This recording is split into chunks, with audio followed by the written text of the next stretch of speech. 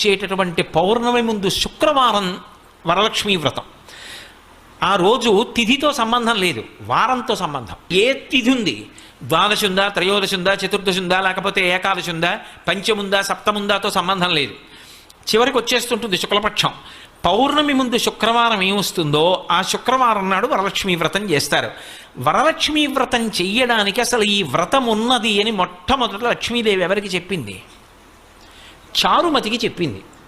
తెల్లవారు లేస్తే మనం కథ చదువుతాం. చారుమతి ఆ మాటకు అర్థం ఏమిటి? నిజానికి అద్భుతమైనటువంటి పేరు, ఆడపిల్లలకి పెట్టడానికి పరమయోగ్యమైనటువంటి పేరు చారుమతి. ఎంత చక్కటి పేరు!